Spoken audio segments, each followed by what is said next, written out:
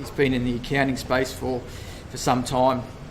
He's probably most well known for his work that he's done with franchise groups, and he's sort of helped establish many franchise groups that are household names. So he's got a wealth of experience in that department.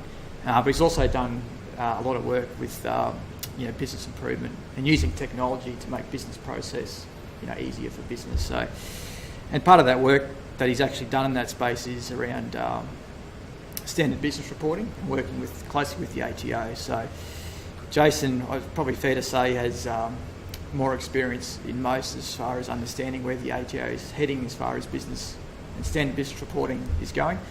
And part of that standard business reporting piece is Single Touch Payroll. So, the ATO's got some pretty grandiose plans as far as where they want to go with their standard business reporting. And I think, the introduction for most businesses is Single Touch Payroll, which kicks off for some businesses as of 1 July 2018. And then I think it's going to go sort of whole of economy after that. So, Jason's done this presentation. How many times, Jason? You've 14 or 15 times, probably in the last month. So, probably putting pressure on you, aren't I? It should be pretty slick. Yeah, exactly. So, without further ado, I'll hand over to Jason. Thanks. All right, so we're going to do the abridged version of the presentation today. Just in terms of Single Touch Payroll, this is the government's first move into big data and real-time data with business. I've been involved in SBR since 2007. I actually wrote the original business case for Treasury. And everything had been about basically reinventing the forms we were lodging. This is the first time that the government has actually moved into collecting real-time data about business. And so I think it's going to be an interesting and challenging journey that we're on. So Single Touch Payroll is one of their really big initiatives. I sort of describe it as too big to fail in a lot of regards. So even though they're going through a number of challenges in implementation at the moment, I was in Canberra last Thursday where all the messaging was the final vision may take a little bit longer to come to fruition, but we will be ready by 1 July. This needs to be considered in terms of context of a number of other changes as well. We've recently seen the Fair Work changes around vulnerable workers. So anybody who's involved in a franchise group or a group that operates under a common brand, so it doesn't have to just be a franchise, are potentially captured. And it is going to create some more admin burden there. We've also seen all the changes to super, where super funds now have to basically report contributions in near real time when they receive them. The government has basically made no apologies. Their big push around all this data piece, there's two primary drivers, one of which is superannuation data matching. They've actually been surprised by the amount of non-compliance in the economy around super, and so there's going to be a big push starting from early next year around super compliance. The other piece that's sort of driving behind this is particularly around benefits in the economy. So if you're getting Centrelink, family tax benefit, payments from DSS, and we've seen it in a whole bunch of other areas as well, Medicare and so on, a lot of those are income driven. And because the government has no vision or no view over income until year end on behalf of an individual, and that assumes the employer actually lodges on time or at all, you actually got a whole bunch of issues around people being overpaid. Now, I was blown away by the quantum of overpayments that's happening within the economy. So they're talking somewhere around about $3 billion per annum, and they don't recover that. So they send out the debt collection notices, but the reality is they're not recovering it. So a large part of this is actually designed so that things like Centrelink benefits are cut off in real time. Now, part of what I was in Canberra for last Thursday was actually extend the scope. So looking at things like working students who shouldn't be earning more than a certain amount per fortnight, looking at visa foreign workers who should only be working 20 hours a week. At the moment, Single Touch Payroll doesn't cover that, and there's a lot of talk about actually extending that scope. And to be honest, I was actually surprised by the amount of design work being done. What that all leads to, though, is active regulators. If you look at OSR, work cover, and I consider them all in that sort of regulatory piece, they're very, very active at the moment. And unfortunately, if you get a visit from one, you do tend to get a visit from them all, particularly Fair Work, because their stuff's all in the public domain. Okay, so Single Touch Payroll, what is it? In a nutshell, it's basically the detailed reporting of your payroll information on the date you pay the staff. So it needs to be reported on or before the day that you physically pay the staff. And it's basically, the easiest way to describe it, it's essentially the payslip information. Now, it's year-to-date information that's provided. It's not the actual payments just for the week. They've put that mechanism in so that if there's any errors from prior periods, they're cleaned up. The other thing they're not capturing yet are hours worked, award, annual leave, long service leave. But they're all in the plan for this phase 2. Now, it's mandatory from 2018 for substantial employers, which is basically 20 employees or more as at 1 April next year. Now, there was a whole heap of, in the original drafts, there was a whole heap of stuff around exemptions and how you counted the staff, etc. A lot of that has gone very quiet simply because we've now got a recommendation that this goes whole of economy from 2019. Now, that's subject to legislation being passed by Parliament, but I've not seen any hints or any discussion that it wouldn't be. Because the reality is the majority of payroll non-compliance is actually in the lower end. And so if they're serious about really closing these SGC loopholes, or, non-payments, they really need to bring it whole of economy. Okay, so who's basically captured? It's an employee as defined under common law. So contractors are specifically excluded. It includes working directors. So that's a change that's actually very recently been made. Up until mid-year, all directors were actually included in the headcount. And particularly a lot of not-for-profits, it actually took them over the limit very, very quickly. So sorry, on that one, we've got some directors who pay through payroll, but we have some that invoices under their company. So The any... ones that are invoiced under the company, are they No. No. No. So it's only those that are captured through the payroll system. Now, that does highlight, though, the fact that they keep talking a lot about excluding contractors means they know what they're looking for. Because sometimes it's what you're not capturing is just as obvious as what you are. So I'm actually expecting a lot more investigation to really start to hone in around the contractor personal services income type tests. And in particular, as you start to get... OSR are currently not in the data sharing arrangement coming out of this. That's all being worked through at the moment. That was all confirmed to me last Thursday night. As soon as OSR are involved in the data sharing, though, I think this contractors piece is going to become very important for payroll tax. It is based... The 20 staff is based on headcount. So you've got to look at who was basically employed on the first. If you've got people who are active employees, even though they may not have worked in a month, so they might be on leave, they might be on unpaid leave, they're counted. But casual staff who did no hours in March are not counted. There's no FTE equivalent calculation. So if you've got a lot of casual staff, if you've got 20 of them, you're over. So we're finding it's capturing a lot of fast food and a lot of those sorts of industries that rely very, very heavily on casual staff. Okay. So what's reported? This shouldn't be a surprise, but it's basically any payments to individuals for ordinary times earnings. So it will capture allowances, it will capture payments, it will capture eligible termination payments. There is actually a guide on the ATO website, which I can email out through Randall, a business implementation guide that actually lists out every payment that's being made. But if you basically come back to anything that's on your payslip, the only thing that is excluded is reimbursements, because they're actually not typically paid through the payroll system. And at the end, I'll touch a little bit on where some of the problem areas we're finding with clients are. PAYG, withholding and super are two obvious ones. Now, because they're being paid in real time, if you're aware of companies that are under-reporting wages through the year and catching it up in June, this is all now going to be caught out.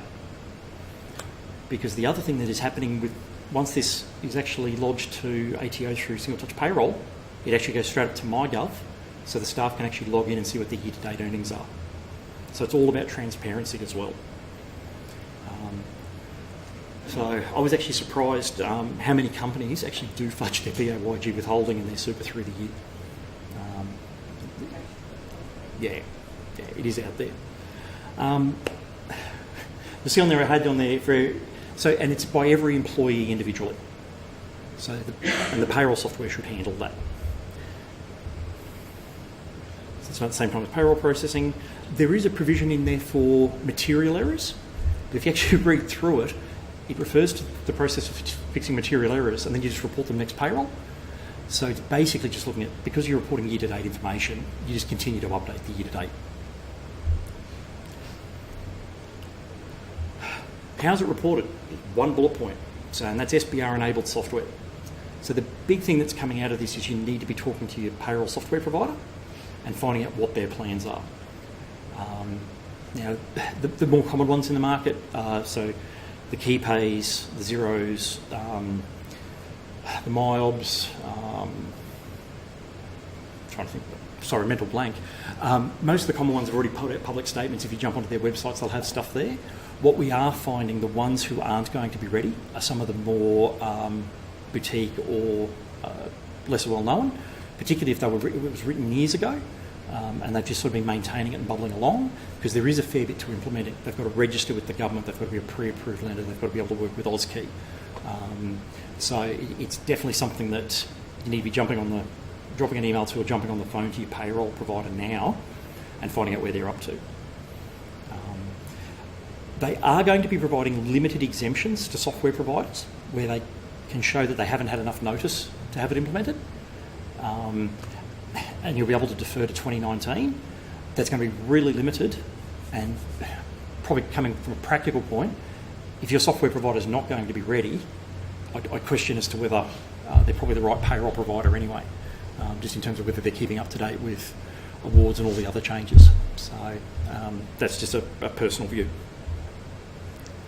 All right, so what's in it for business?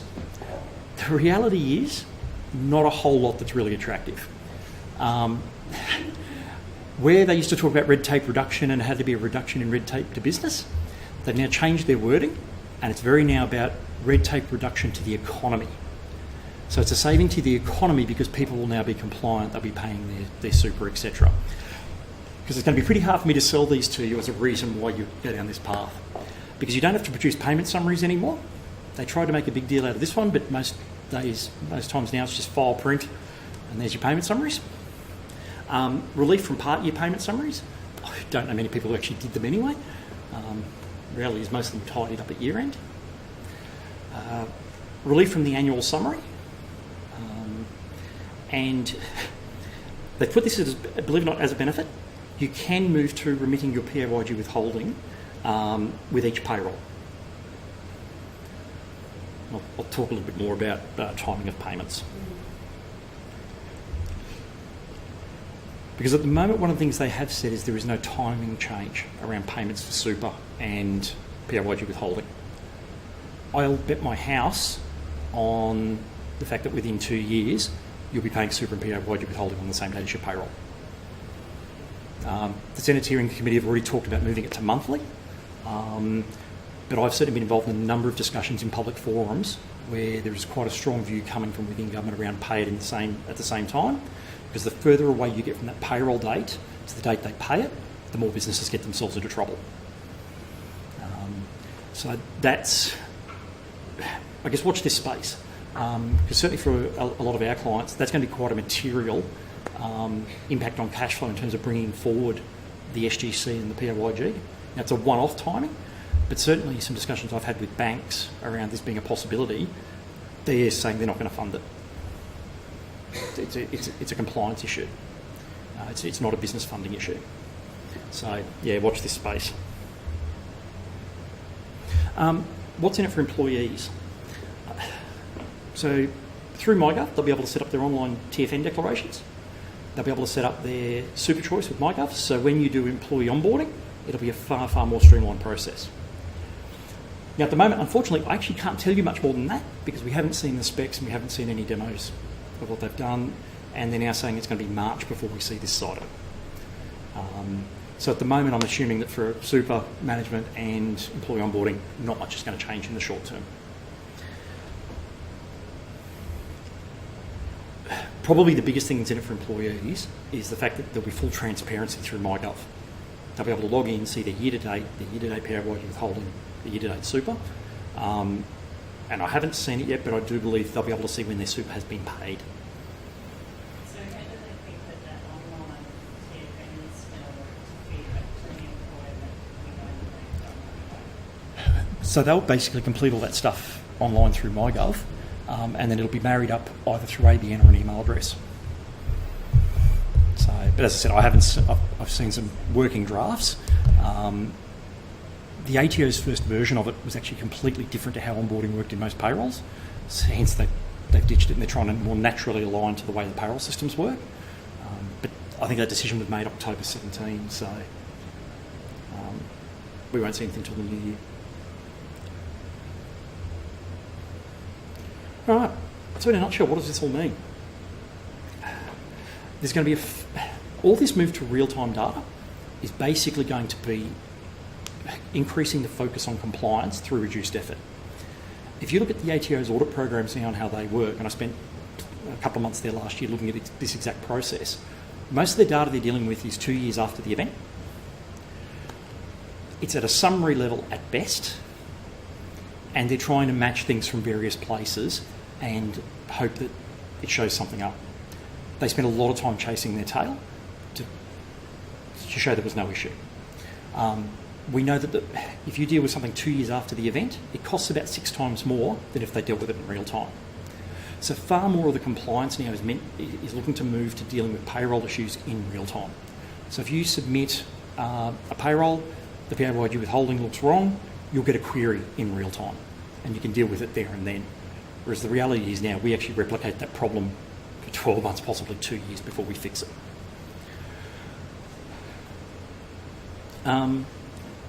New systems are going to be required to manage risk, particularly if you're in franchise groups or corporate groups. If you've got multiple businesses, the ATO is moving towards looking at taxpayer risk. So they're looking at, are you receiving a benefit from government but not paying your PAYG withholding and super? If you've got multiple businesses, are you paying consistently across all of them? So you would have seen earlier this year they brought out a couple of pieces around identity, one of which is the Oz ID. So if you have any interactions now as an individual online with government, you'll have an Oz ID. So that's being almost forced through the setup of MyGov. The second piece is the director identification number to stop the Phoenix activity. The reality is all this stuff's going to be able to be matched. So if there is non-compliance within a payroll, within a group, they can start to look to see, well, what other companies you're involved in. Is it an issue that's replicated across? So we've certainly been looking at a lot of systems around how do we better manage risk from a group level rather than just holistically in a single payroll. Need quality data to highlight the issues and manage the exceptions. Again, this comes back to actually getting the data right at the source. What we're finding with the clients we're working with the early stage payroll reviews we're doing is they don't have great payroll processes in place. Things will get processed and cleaned up later. Allowances will be paid on things that allowances really shouldn't be paid on. They tend to be quite minor, but these are the things that are going to start getting picked up. And be aware the targeted audit and review activity. The ATO is looking to do a lot more profiling, a lot more industry-based reviews. So we've seen it in the cleaning industry, we've seen it in fast food. What they're looking for is patterns of behaviour. Fair Work are doing the same thing, and I'm expecting there to be far more cooperation after Single Touch Payroll between the various regulators because they're all working off the same set of data. Just basically I've covered those. Just very quickly, if you're working with a franchisor, just be aware of the interaction of Single Touch Payroll, the vulnerable workers changes, and the code of conduct. We've got an anomaly in all of this legislation at the moment that the franchisor is responsible for a franchisee breach, but they actually can't demand the data from the ATO to know what that breach is when it happens. Now, I've raised this to anybody who'll talk to me, because it's not fair that we hold somebody responsible for a breach if we can't give them the data. But you've now got a situation where a franchisee may not have paid their super, may not have paid PAYG withholding, wages correctly, Pandora's box. The franchisor could now be held responsible for that. If they've got to take up that liability on their balance sheet at year end, you've potentially got the scenario where their balance sheet is no longer solvent. Can't sign off a solvency statement, the auditors won't sign it off, and you've now got an issue as to whether that franchisor can continue to trade. I worked for the head of compliance at NAB on a couple of jobs last year, and the first things that weren't getting paid was super and PAYG withholding at the franchisee level. That's all now going to be basically lumped back on the franchisor unless they're monitoring it. So it's something we've got to really have a good hard look at within groups. My concern more broadly moving forward is, with this legislation being passed now, is where else might they take this in terms of these group responsibility changes. Some common issues we've found so far. So just, I guess, bring it back to practical. Income reporting across multiple sources and being inconsistent. So you've told immigration one thing for a 457 visa, at year end you've reported another. That's been quite common. Some of it material, some of it not material. All this stuff will be basically available now through the data matching. Treatment of allowances and reimbursements. We're seeing a lot of motor vehicle allowances and various allowances where no withholdings are being held, but no variations being requested from the ATO either. That's the sort of stuff that's going to get picked up. We're going to have issues with that. Super compliance I've touched on. Payroll process and transparency. Under Fair Work, you must provide pay slips. I think it's within 24 hours of payment. I'm blown away by how many people just never provide pay slips. Now, it tends to be in the smaller employers, but it's just something where clients who I would consider to be quite compliant are not following through on the process from an admin point of view. And then the compounding effect of the errors. If you've made a mistake for one, you've generally made a mistake for them all. So you're going to have an error with the ATO, but also with super, with work cover, with OSR. And they're getting smarter at how they're sharing. So if you do find those errors, you're better off being proactive in how you deal with it. So that's basically it in a nutshell. Thanks, guys.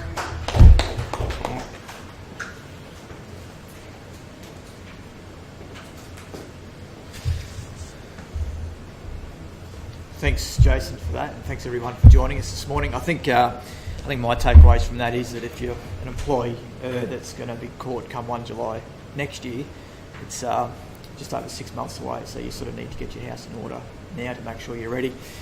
And then I suppose the other thing too, just talking to, I suppose, my clients at the moment, I think there's a sort of bit of a misconception that as long as my payroll provider has the ability to actually transmit the data, that's as far as Single Touch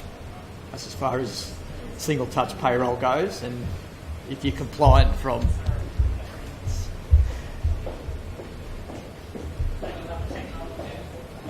this is the technology hub, isn't it? Yes, I was just saying, so I think talking to some of my clients, the perception is that as long as my payroll software has the ability to, meet the requirements of Single Touch Payroll, that's perfect, and that's all I need to do. But I think, as Jason sort of mentioned, it's the ATO is taking very much a risk sort of based approach to this. So if you're submitting the wrong data, or you're not applying with the awards, or you're not doing things correctly, it's going to get exposed. So it's a lot more than just, okay, my payroll system's compliant, but if everything else is not compliant, it's going to get picked up. So I think there's a job beforehand, before you start actually having to transmit data, is to make sure that you're actually doing things right to start with. But thanks again for your time. Of course, if you've ever got any questions regarding Single Touch Payroll or any of the services that BDO can offer, of course, Jason and I'll be more than happy to have a chat. Thanks very much.